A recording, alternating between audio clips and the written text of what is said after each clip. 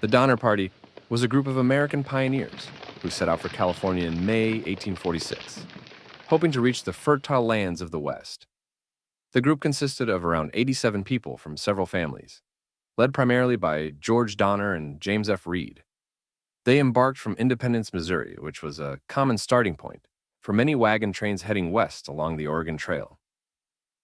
The Donner Party, like many others of the era, was motivated by the promise of land and opportunity in California, which had recently been opened to settlers following the Mexican-American War. Initially, their journey proceeded relatively smoothly, following the well-established Oregon Trail through present-day Kansas, Nebraska, and Wyoming. However, their fate took a dire turn when they decided to take an untested shortcut known as the Hastings Cutoff. This route, promoted by Lansford Hastings in his guidebook, promised to shave several hundred miles off the journey by bypassing the main route and cutting through the Wasatch Mountains in Utah and across the Great Salt Lake Desert. Hastings himself had never tested this route, and his guide contained many inaccuracies and dangerous assumptions. Despite warnings from more experienced travelers, the Donner Party opted to take the shortcut in late July 1846.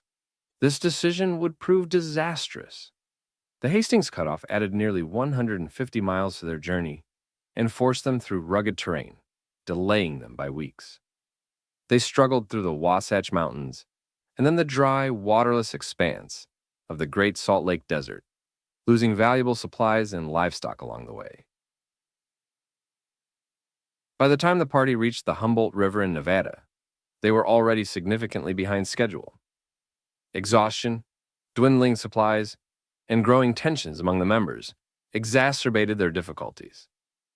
Tempers flared, and at one point, James Reed was banished from the group after a violent confrontation, though he later rejoined them near the Sierra Nevada. By early October, the Donner Party reached the eastern foothills of the Sierra Nevada.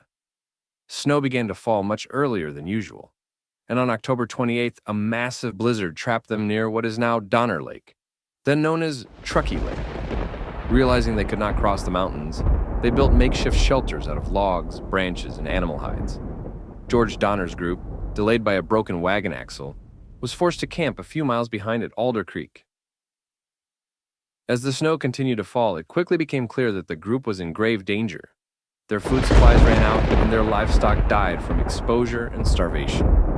For weeks, they subsisted on meager rations, which soon ran out completely. Facing starvation, some members boiled leather hides, rugs, and other inedible materials, desperately trying to sustain themselves. In mid-December, a group of 15 of the strongest members, later known as the Forlorn Hope, set out on foot in an attempt to reach Sutter's Fort in California and bring back help.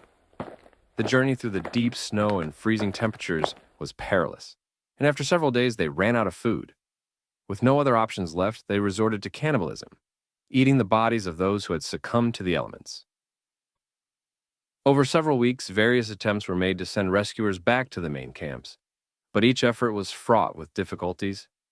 The survivors at the lake and creek camps endured extreme hunger, exposure, and psychological torment. By the time the first rescue party arrived in February 1847, many had already died. Over the course of the next month, 3 more rescue parties reached the camps, but by then only 48 of the original 87 members were still alive. Some survivors admitted to having eaten the flesh of deceased members in order to survive. The story of the Donner Party shocked and captivated the nation. The survivors were met with both sympathy and scandal. Newspapers sensationalized their ordeal, and many survivors struggled with guilt, shame, and trauma for the rest of their lives. James Reed, who had been banished earlier in the journey, played a significant role in organizing the rescue efforts, ultimately helping to save his family and several others. The tragedy became a symbol of the perilous nature of westward migration, and a cautionary tale about the dangers of taking unproven shortcuts and the harsh realities of the American frontier.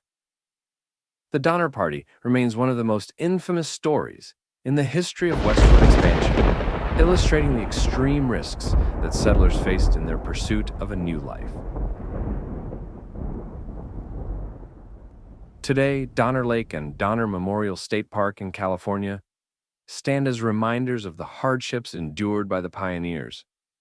The park features a memorial to the party and serves as a historical site for visitors interested in the history of the American West.